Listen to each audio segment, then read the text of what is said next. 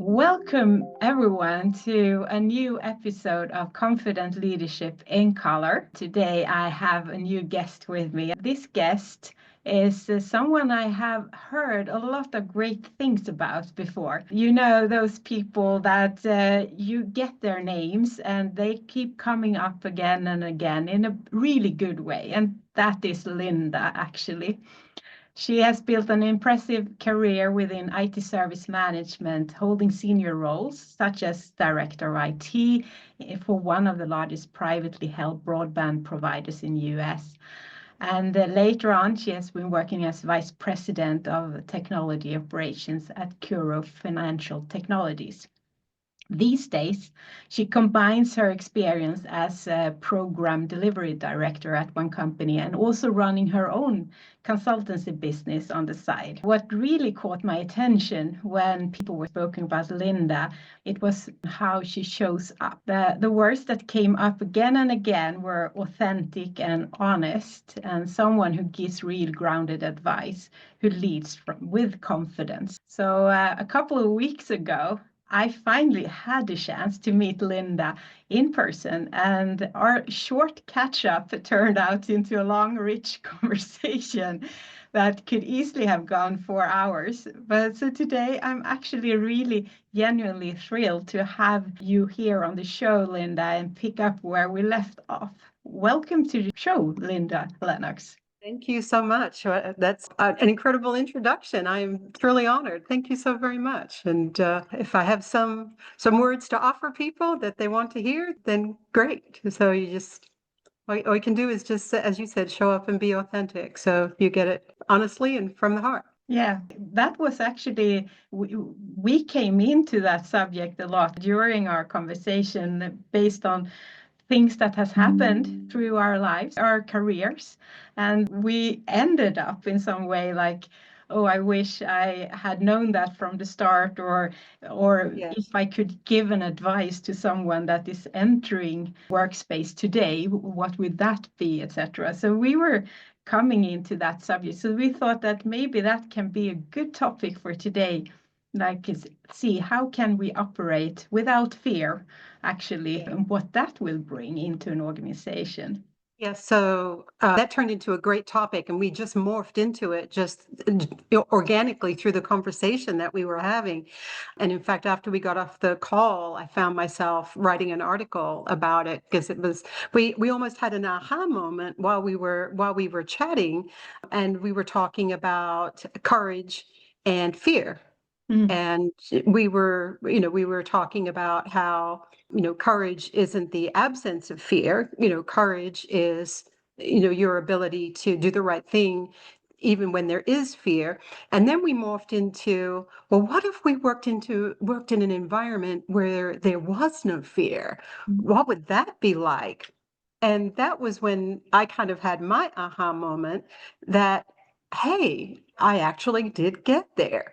And, as we go through challenging times with things like layoffs and the fear of speaking up in case you find yourself on the wrong side of somebody and it could cost you your job or that promotion or that raise or so people tend to hold back. But you reach a point in your career, if you're really, really blessed and lucky, where you don't have to be afraid anymore. The kids are grown, they're through college, your mortgage is paid off, you could retire if you wanted to.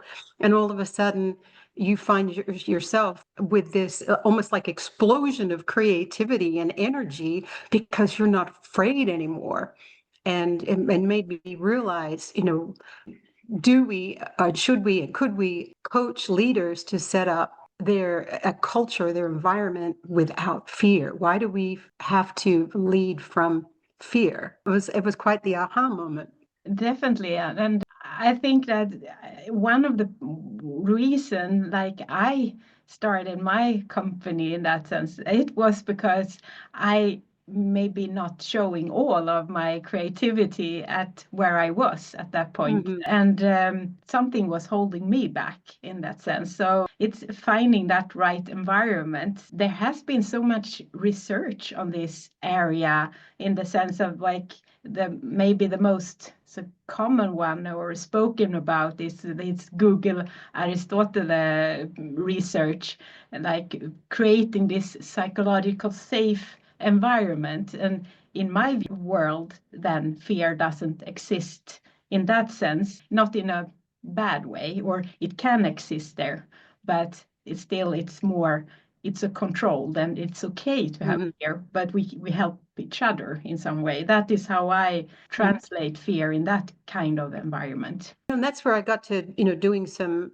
more thinking, because we talk about, setting up these environments without fear where people are free to experiment, right? To take risks and experiment. We talk about that a lot in IT. And I mean, there are whole frameworks like SRE that speak to it, where, we want people to innovate, to take risks, to try new things. Are we saying the words, or are we truly doing those things? Because I've seen environments where those words are said, but then if somebody makes a mistake, then we find ourselves in things like retros after some kind of an incident has occurred because somebody did take a risk, or, for whatever reason.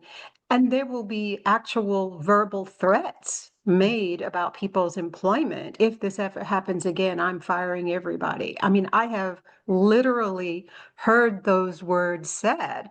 And then what did that do to everybody, right? So you were getting this message that you're, innovate, take risks, do the right thing for the right reasons, accept that, failure is a part of growing. And we say these things.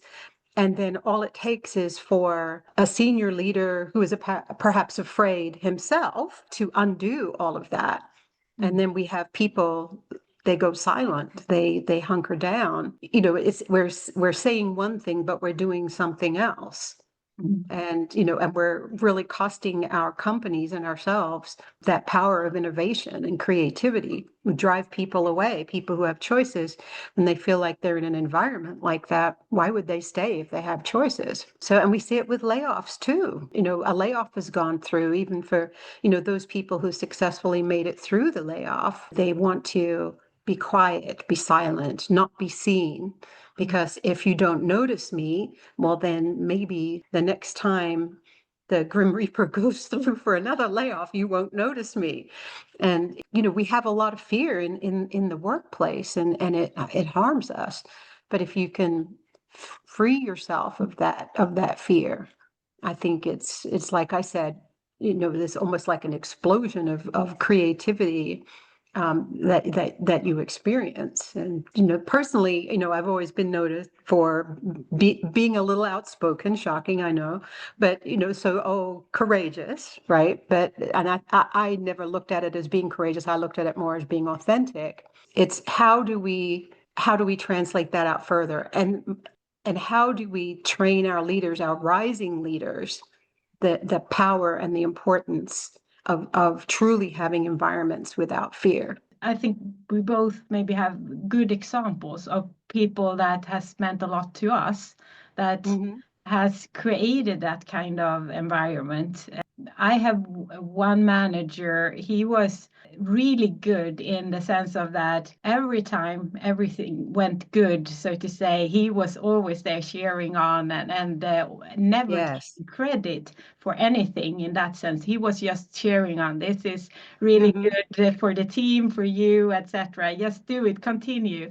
And then when something went not so good, it failed for some reason, he was always the one that was standing in front of it. Right. And took that hit that, okay, it was on my watch, no worries, I take it on me, and more like helping us others to pick Right. up again. And more encouraging that good, you took a decision, you did it, you tested it out, perfect. I think that was a perfect example of someone that's create this kind of things. Have you Oh, any yes. or managers that you have been working with, or someone? Oh, yes. Yeah.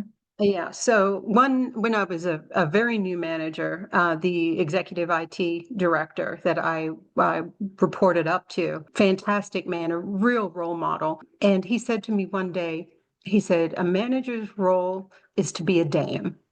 and you let all of the good things go through Mm, and the bad stops with me. And that stayed with me. I mean, that conversation took place over 25 years ago, mm, and that stayed with me.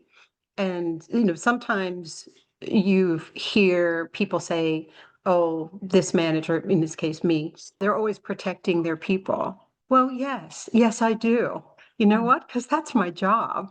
Yeah. That doesn't mean I don't hold my people accountable, Mm. but yes, it's my job to protect my people. And that was, like I said, it was just a offhand comment that he made, and he probably doesn't realize that's how impactful that one sentence was. That is so true. So So when you are creating this kind of environment, one part is then, so to say, to protect the team and so. But is there anything else that you are really focusing on as a leader to be able to create that kind of psychological safety environment? I think honesty, and building the trust, Mm, because you can say the words. It's, kind of the examples that I gave earlier. You can say the words, but if you're not backing those words up with actions, then the words mean nothing. So you have to build that trust. So it's going back again to being authentic, being honest, being transparent, being that safe place for somebody to be able to speak with you honestly, regardless of whether it is an idea or perhaps something that they have tried that didn't work out, and there's either going to be an impact or there has been an impact. But being that safe place where they can be honest with you, know that they will be thanked for their honesty and they won't be punished for that honesty. And it's only over time that you have to be consistently that way in order to be able to set that kind of environment. And an environment like that can be destroyed very quickly. So you've got to be honest and transparent. Now, again, that doesn't mean that you don't hold people accountable. I mean, if somebody kind of colored outside the lines a little bit with whatever it was that they were experimenting with, and there wasn't a good reason for doing it. For example, maybe doing it in the production environment, or perhaps doing it outside of a maintenance window. They made a choice to do something that we had very good guardrails around for not doing. Then it's a different conversation. So it's being that safe place doesn't mean that you're also not holding people accountable. So again, that comes to consistency too. I recently had actually a conversation with someone in an organization where something had gone not so well. We were discussing how, so to say, how should we give that feedback in a constructive way. Still, there need to be a different type of action going forward and from that person. When we sat down and started discussion, we started like, okay, can you explain it from your angle? What has now happened? Didn't need to say anything because that person had realized that, oh, I did something Yes. wrong here actually. And now reflecting back, that was not so good. That was like the easiest conversation in one way because I just could ask, okay, so if something Yes. happens again, what would you do then, so to say? And that person already had answers. He already knew what problem it was and why, Mhm. what had caused it. And I think that is people already know what's has gone bad, blaming themselves Yes. or so. And I think the reaction I got afterwards from that person, that feedback was like, wow, I didn't expect it like that. I was so worried going into this conversation, Yes. but I'm relieved now. Like Right. you Yeah. didn't hit me. So No, you removed the fear. yeah, exactly. And I think that it's so easy in one way to do it. And later on it like I really want to change this now. I really want to work on this one. And that person was so boosted by it instead. Hmm. And I Oh, think that's it's a turning point that for me yes. I realized that how important it is to not go in with a judgment in that sense. Yes. Yeah, the my stock question, and people usually chuckle because they've heard me say it so many times, is can you help me understand why we did X Mm, and or why we handled it this way? Mm. And then by explaining it to you, even if at that point they don't realize that they had kind of gone sideways, by explaining it, they will often come to that conclusion by themselves. And then you can follow it up with, well, how could we handle this differently next time? And then you can come to an agreement. Yeah. And I think that's fair, because if you want people to innovate and try new things, then we have to be willing to accept there's a risk associated with that.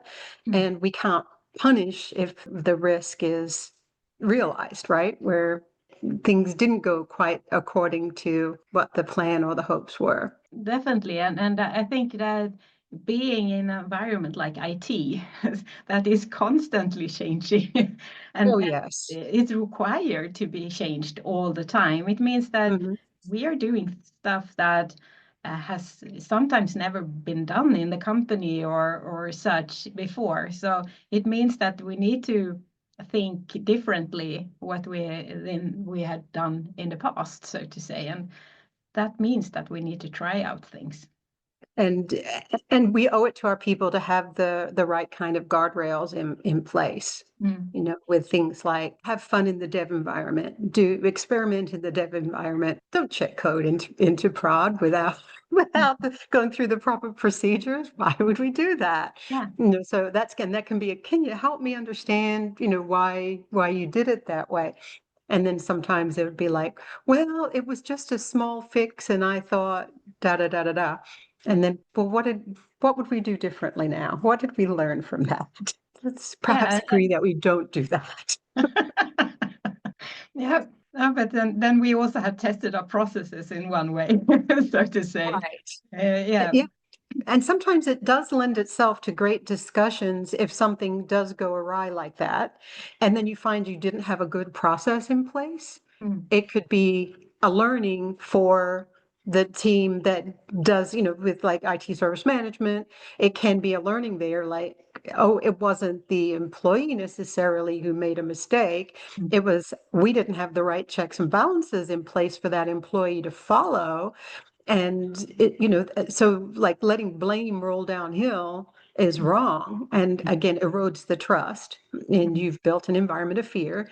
But being that dam then, and when you realize, okay, we kind of let this employee down, we'll make the bad stuff stops with me and just the good stuff goes forward. Mm. And then I think that's where also being authentic and honest with that employee, because you could play the blame game in that kind of a situation. But what if you turn it around and say, okay, well, work with us. What are your ideas for a different process so that something like this doesn't happen to somebody else? Mm. And engage, clearly we had a gap here, we being the operative word, we had a gap here. What can we do so that we can make this better and still turn it into a learning? Definitely, and then it becomes a team effort in some way, and a team way of doing it. So learning together, and hopefully Mhm. no one else will do the same failure if we take it like that. Understanding the why, I think, is incredibly important, because I think all too often you have poor leaders or fearful leaders who won't take the time and effort to understand the why. They will just point the finger and the blame. Mm. And I've seen, post-incident reviews, retros go two different ways. One is when the environment is set that there is no finger pointing, there is no blaming. We are going to pool our mental resources and our experiences here, and we will figure out what the root cause of this issue was. And we are going to collectively put things in place so that these things don't happen again. And you open up that if you're walking the talk and you open that up honestly, the creativity that comes out of that kind of a meeting, the projects that it can spawn, the processes that it can spawn, it's very powerful. But if you have a post-incident review that is, we want to find who can we blame for this, Mm. and everybody starts pointing fingers at everybody else because now everybody's afraid. And then there's people aren't going to speak up and give you their best and give you their ideas, especially if that idea that thought could result in the fingers pointing back at them. They're just going to be quiet and hunker down.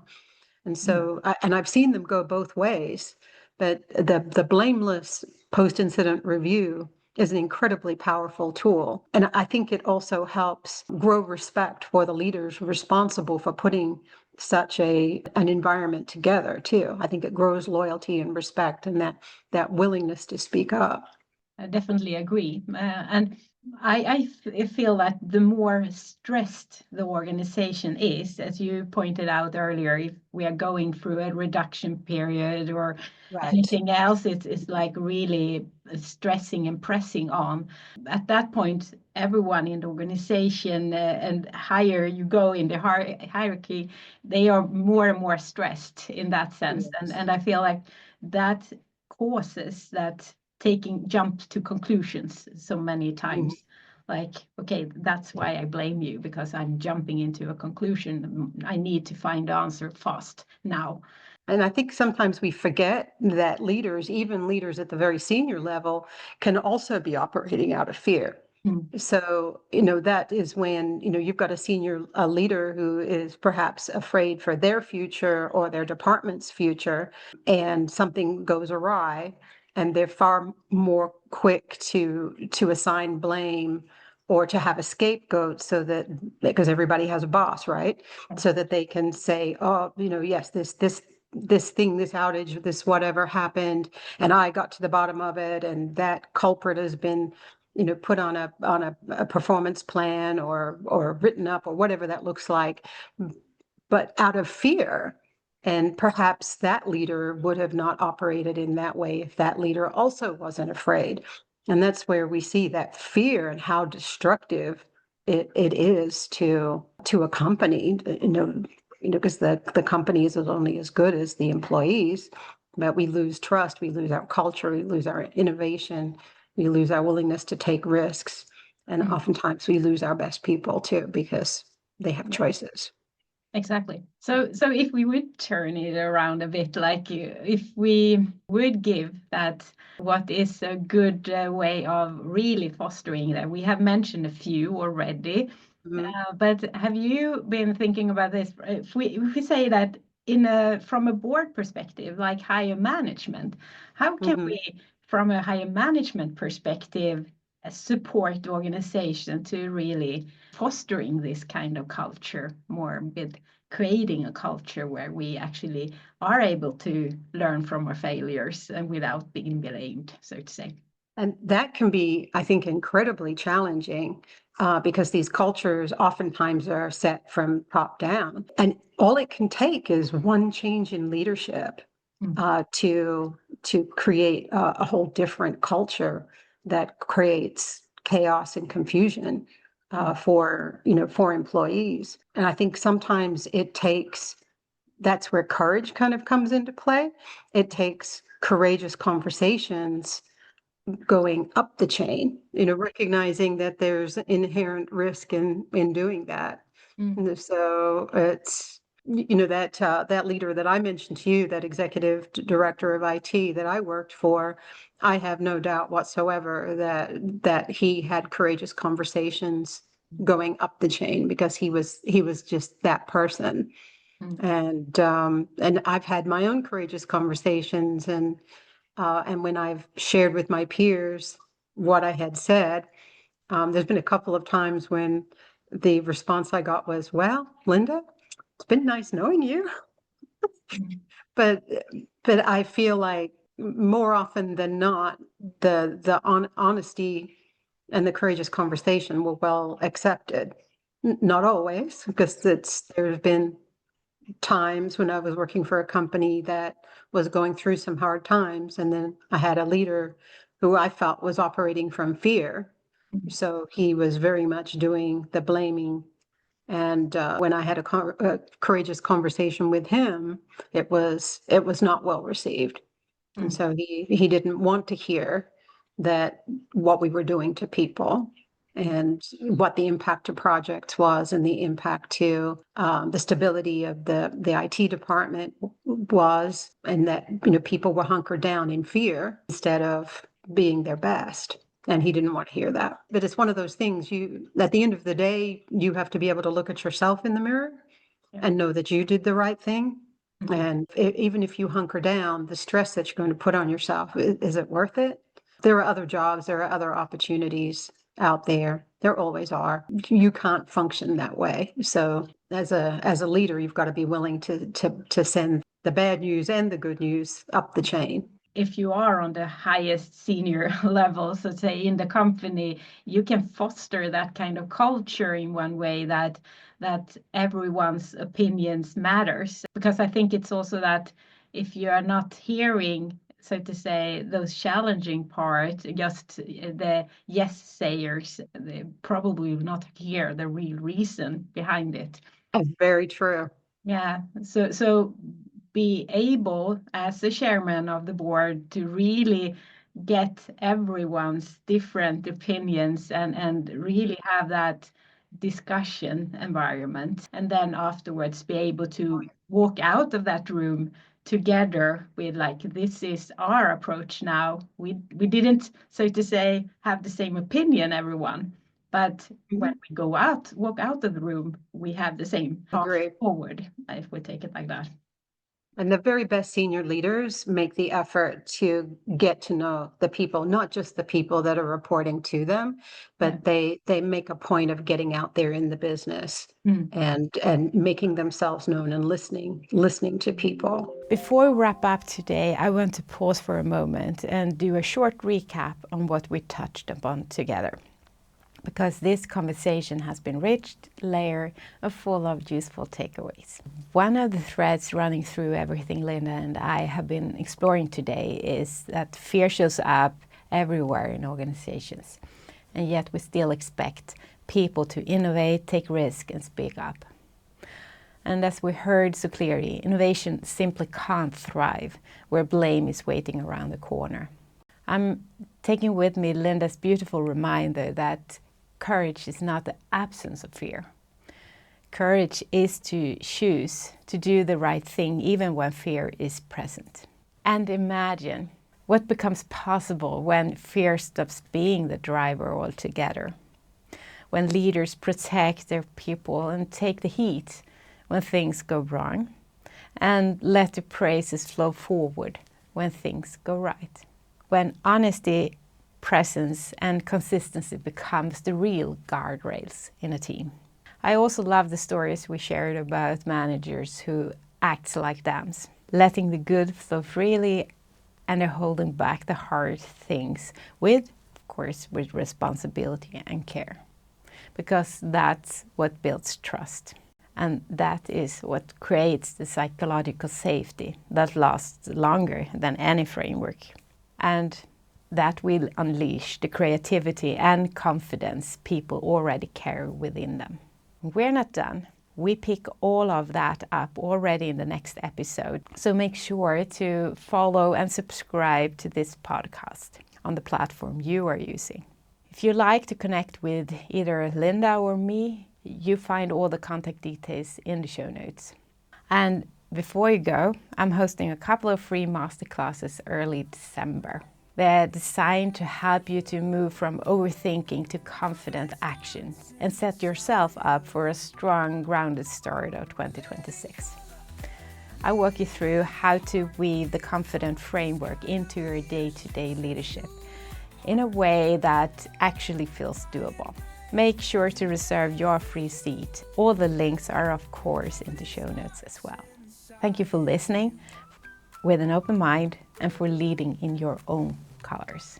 I see you already in the next episode, where Linda and I continue this conversation right where we left off. Till then, be confident, be you.